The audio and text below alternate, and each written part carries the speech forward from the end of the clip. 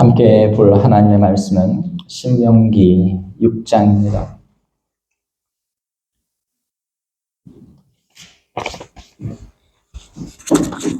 하나님의 말씀 신명기 6장 1절부터 15절까지 저와 여러분이 한 절씩 교독합니다. 이는 곧 너희의 하나님 여호와께서 너희에게 가르치라고 명하신 명령과 규례와 법도라. 너희가 건너가서 차지할 땅에서 행할 것이니 곧 너와 내 아들과 내 손자들이 평생에 내 하나님 여호와를 경외하며 내가 너희에게 명한 그 모든 규례와 명령을 지키게 하기 위한 것이며 또 내 나를 장구하게 하기 위한 것이라. 이스라엘아 듣고 삼가 그것을 행하라. 그리하면 내가 복을 받고 내 조상들의 하나님 여호와께서 내게 허락하심 같이 젖과 꿀이 흐르는 땅에서 네가 크게 번성하리라. 이스라엘아 들으라. 우리 하나님 여호와는 오직 유일한 여호와이시니 너는 마음을 다하고 뜻을 다하고 힘을 다하여 내 하나님 여호와를 사랑하라. 오늘 내가 네게 명하는 이 말씀을 너는 마음에 새기고 내 자녀에게 부지런히 가르치며 집에 앉았을 때든지 길을 갈 때든지 누워있을 때든지 일어날 때든지 이 말씀을 강론할 것이며 너는 또 그것을 내 손목에 매어 기호를 삼으며 내 미간에 붙여 표로 삼고 또 내 집 문설주와 바깥 문에 기록할지니라. 내 하나님 여호와께서 내 조상 아브라함과 이삭과 야곱을 향하여 내게 주리라 맹세하신 땅으로 너를 들어가게 하시고 네가 건축하지 아니한 크고 아름다운 성읍을 얻게 하시며 네가 채우지 아니한 아름다운 물건이 가득한 집을 얻게 하시며 네가 파괴하지 아니한 우물을 파지 아니한 우물을 차지하게 하시며 내가 심지 아니한 포도원과 감람나무를 차지하게 하사 내게 배불리 먹게 하실 때에 너는 조심하여 너를 애굽 땅 종 되었던 집에서 인도하여 내신 여호와를 잊지 말고 내 하나님 여호와를 경외하며 그를 섬기며 그의 이름으로 맹세할 것이니라. 너희는 다른 신들 곧 내 사면에 있는 백성의 신들을 따르지 말라. 함께 읽습니다. 너희 중에 계신 너희 하나님의 여호와는 질투하시는 하나님이신즉 너희 하나님 여호와께서 내게 진노하사 너를 지면에서 멸절시키실까 두려워하노라. 아멘.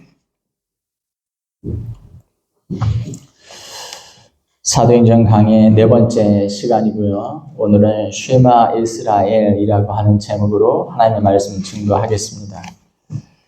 유대인들은 오늘 우리가 읽었던 신명기 6장 4절부터 9절까지의 말씀을 쉐마 이스라엘 이렇게 부릅니다.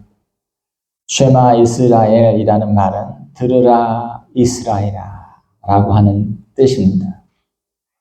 이 명령에는 하나님의 백성들이 대를 이어서 하나님께서 주시는 복을 누리며 살기를 바라는 하나님의 마음과 또 모세의 마음이 담겨있는 명령이 되겠습니다.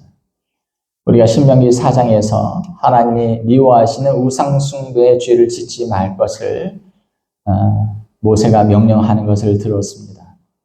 우리가 살피지 아니한 그러나 출애굽기 20장에서 이미 살펴보았던 10계명의 말씀이 신명기 5장에 나와 있습니다. 이제 오늘 6장 말씀이 되겠습니다.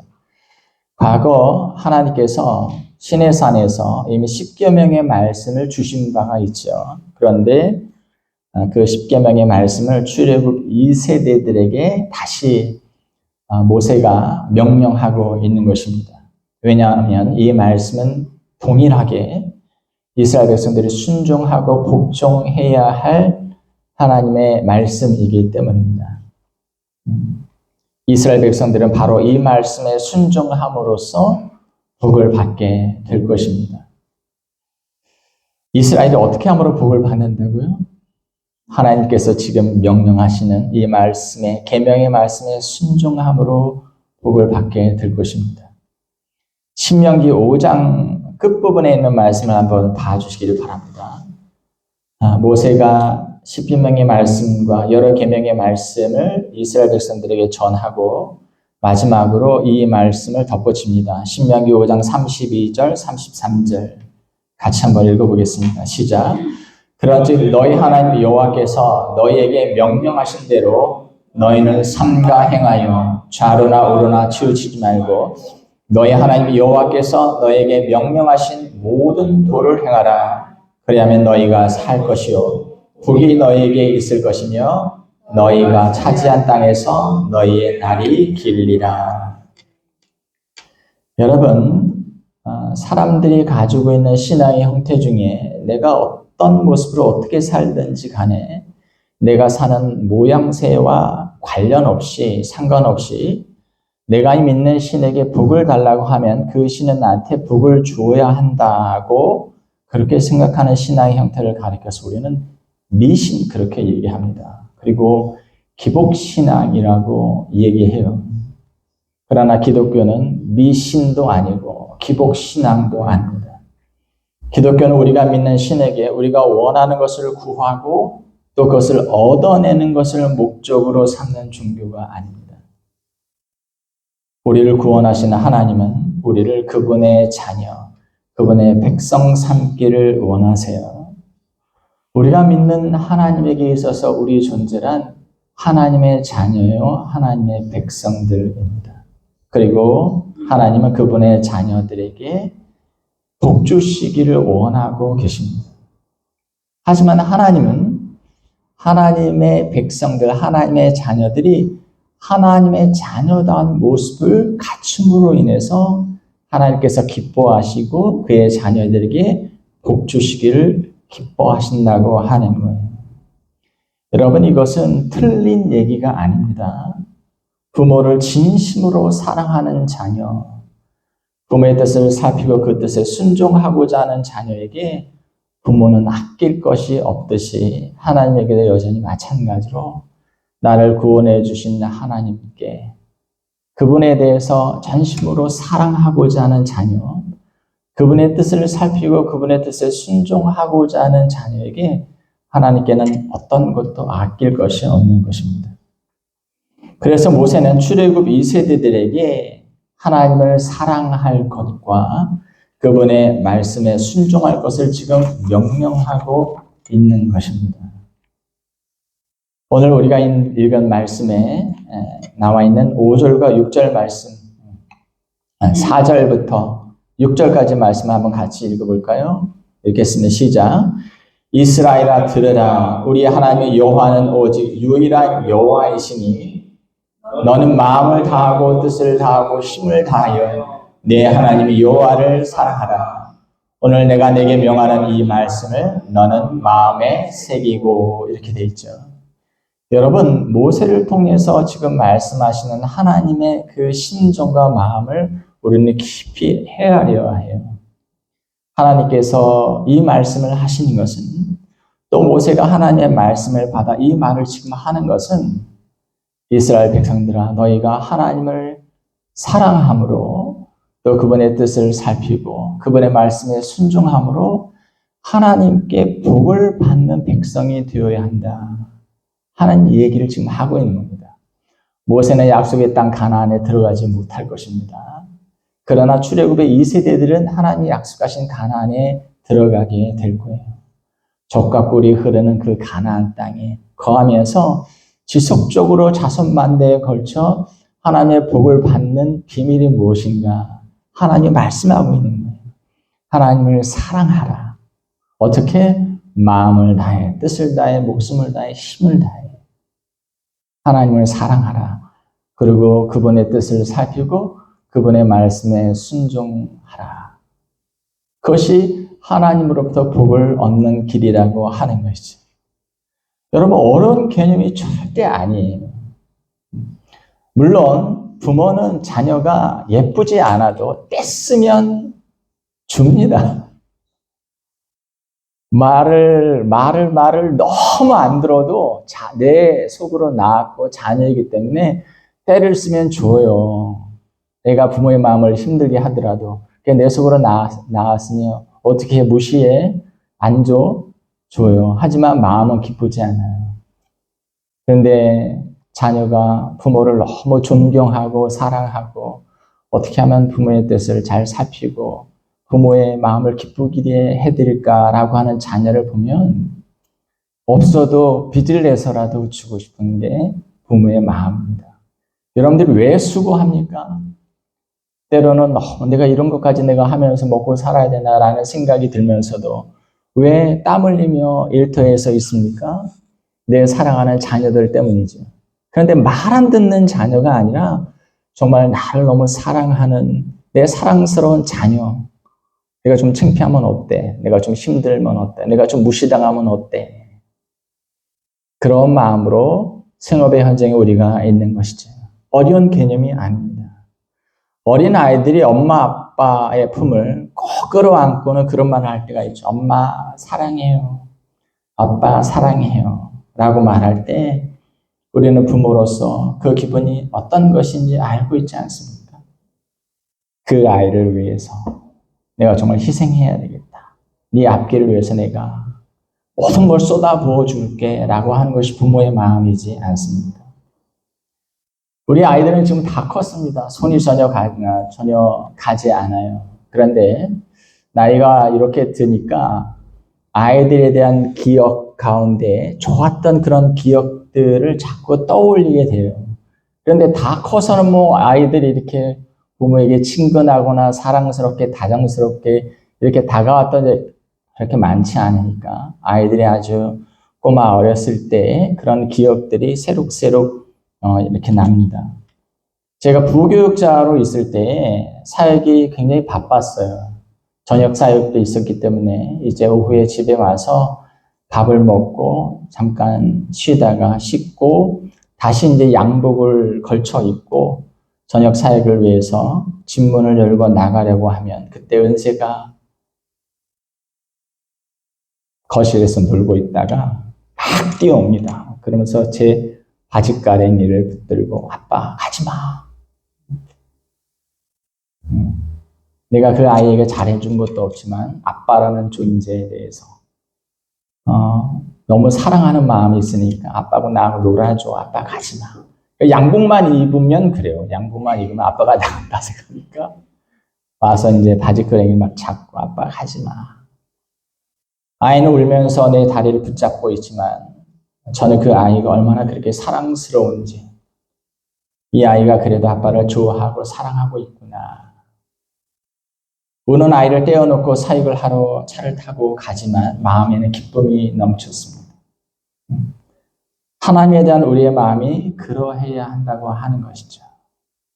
하나님 사랑합니다. 하나님 사랑해요.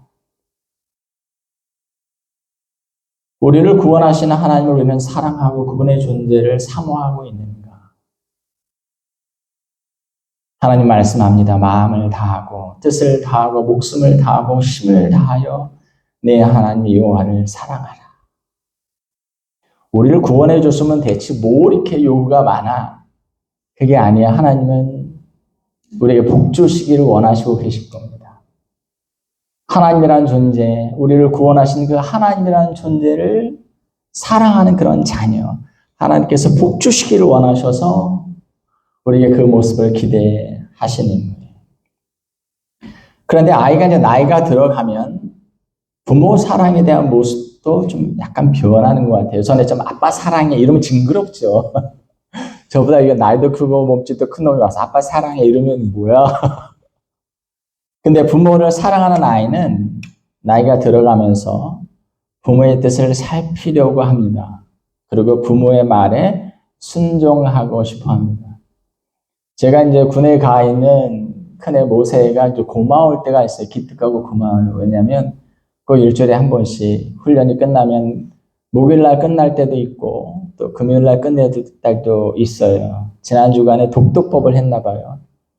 야외에서 그냥 이불도 없이 침낭 하나만을 이제 덮어 쓰고 텐트도 없이 이제 잠을 자면서 하루에 2-3시간밖에 못 잤대요. 얘가 1시간씩 통화를 합니다, 저하고. 금요일날 저녁에 이제 돌아와서 씻고 전화가 와요. 그러면 한 주간 이렇게 했고요, 이렇게 했고요, 라고 통화를 해요. 저는 때로 빨리 끝이 왜 이렇게 말이 이렇게 많아 이런 생각이 드는데 얘는 그래도 이렇게 말하고 싶고 싶고 아빠가 또 궁금해하지 않을까, 또 저에게 자기 얘기를 또 할 수 있다고 생각하는 것 자체가 얘가 나를 멀게 이렇게 생각하지는 않는구나 하는 생각이 들어서 오히려 고마울 때가 있습니다. 부모를 사랑하는 아이는 부모의 뜻을 살필 뿐만 아니라 부모의 말에 순종하고 싶어 합니다. 다시 말해서 사랑하기 때문에 부모에게 순종하고 싶어 한다는 거예요. 우리 아빠가, 우리 아버지가 기뻐하시는 게 뭔가, 내가 어떻게 할 때 아빠가 이렇게 환히 웃으시는가, 아빠가 기뻐하는 거 해드리고 싶어 한다는 것이죠. 그래서 모세가 말합니다. 하나님의 말씀을 받아 6절에 오늘 내가 네게 명하는 이 말씀을 너는 마음에 새기라. 예수님도 주님에 대한 사랑은 주님이 말씀하신 계명에 순종하는 행위를 통해서 나타난다고 말씀하신 적이 있어요. 요한복음 14장 21절인데 나의 계명을 지키는 자라야 나를 사랑하는 자니 나를 사랑하는 자는 내 아버지께 사랑을 받을 것이요 나도 그를 사랑하여 그에게 나를 나타내리라. 사랑하면 순종하고 싶어 합니다. 왜냐하면 그렇게 뜻을 살피고 순종할 때에 아버지가 기뻐하는 걸 알기 때문에 아버지가 웃으시는 얼굴이 환히 펴지시는 모습을 보고 싶어 아버지의 뜻을 살피고 순종하고자 하는 것이죠. 하나님을 사랑하고 하나님의 뜻을 살피고 또 하나님의 말씀에 순종할 때에 하나님께서는 그런 자녀들에게 아낄 것이 없다고 하는 겁니다. 여러분, 그러니 우리는 그냥 우리가 하고 싶은 대로 막 하고 살면서 복 달라고 막 떼쓰는 식으로 복을 구할 것이 아니라 하나님이 기뻐하시는 자녀가 되어서 하나님께서 복을 주실 수밖에 없는 복 주시기를 기뻐하시는 그러한 자녀가 되어야 할 것입니다. 그런데 하나님은 이제 장차 가나안 땅에 들어가 살게 될 출애굽 2세대들 뿐만 아니라 자신의 이름으로 일컬어지는 하나님의 백성들이 약속의 땅에 살면서 계속적으로 하나님이 주신 복을 누리며 살기를 기대하셨어요. 그래서 지금 출애굽 2세대들에게 말씀하는 겁니다. 그런데 출애굽 2세대들 뿐만 아니라 그들을 통해서 자녀가 나고 그 자녀를 통해서 자녀가 나고 적과 꿀이 흐르는 땅에서 이스라엘 백성들이 계속 그 후손들이 그 땅에서 살아가게 될 텐데 출애굽 2세대들 뿐만 아니라 그 이스라엘 백성들의 그 온 후손들, 오고 오는 세대의 후손들이 역시 마찬가지로 하나님께 복을 받는 민족이 되면 얼마나 좋겠어요. 그것이 하나님의 마음이었습니다. 그리고 가나안 땅에 들여보내는 모세의 마음이었어요.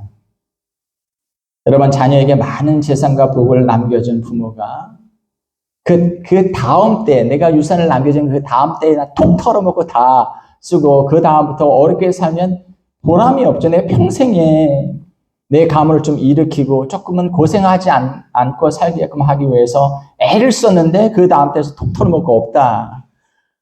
얼마나 기가 막힌 일입니까? 계속 그 복이 좀 이어져 갔으면 좋겠다라는 마음을 부모라면 품지 않겠습니까?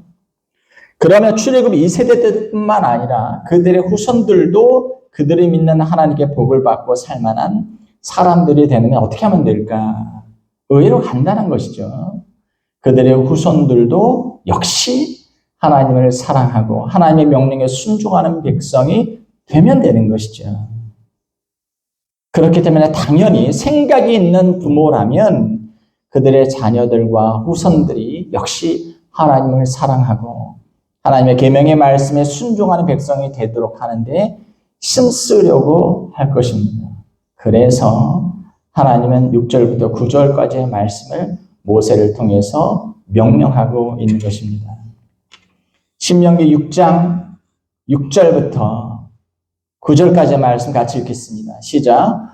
오늘 내가 내게 명령하는 이 말씀을 너는 마음에 새기고 내 자녀에게 부지런히 가르치며 집에 앉았을 때든지 길을 갈 때든지 누워있을 때든지 일어날 때든지 이 말씀을 강론할 것이며 너는 또 그것을 내 손목에 매어 기호를 삼으며 내 미간에 붙여 표로 삼고 또 내 집 문설주와 바깥 문에 기록할지니라.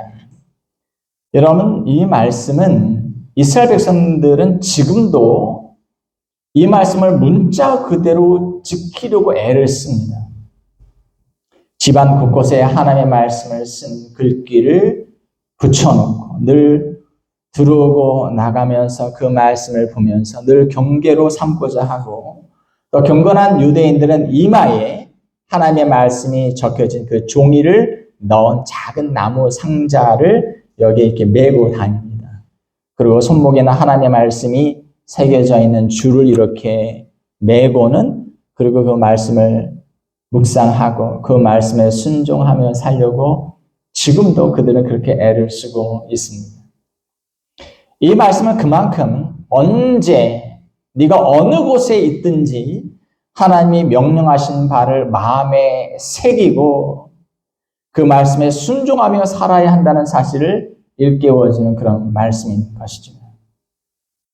그러나 여러분, 우리의 실제는 어떻습니까? 대부분의 신자들은 주일에 예배하러 와서 말씀을 듣는 자리에 비로소 앉게 되었을 때 우리는 한 주간 우리가 얼마나 하나님의 말씀과 동떨어져 살았는지를 비로소 깨닫게 됩니다. 우리는 한 주간을 살면서 하나님이 없이도, 하나님의 말씀에 대한 순종이 없이도, 불편함이 없이 잘 지내왔던 우리 자신들을 발견하게 되는 것이죠. 내가 이번 주간도 하나님을 생각함이 없이, 이번 주간도 하나님의 말씀을 읽고 묵상하는 거 없이 한 주간을 보내왔구나. 이것이 오랜 시간 지나고 습관화되면 전혀 불편하지가 않아요. 우리가 하나님을 생각하는 자리란, 또 하나님의 말씀을 듣고 묵상하는 자리란 주일날 예배에 와서 뿐인 경우가 너무 많다고 하는 것이죠. 그러니 한 주간의 우리의 삶을 돌아봤을 때 정말 우리의 삶은 하나님께서 복 주실 만한 삶이었습니다. 어떻게 누군가를 사랑하는데 일주일에 한 번, 한 시간 요 자리에서만 사랑할 수 있을까요? 어떻게 누군가를 사랑하는데 다른 때는 전혀 기억이 안 나고 요 시간에만 기억이 날까요? 어떻게 누군가를 사랑하는데 그가 한 말에 대해서는 잊고 살다가 뭐라 그랬지? 라고 생각을 할 수 있을까요? 현재 유대인들이 하고 있는 말씀에 대한 문자적인 적용은 너무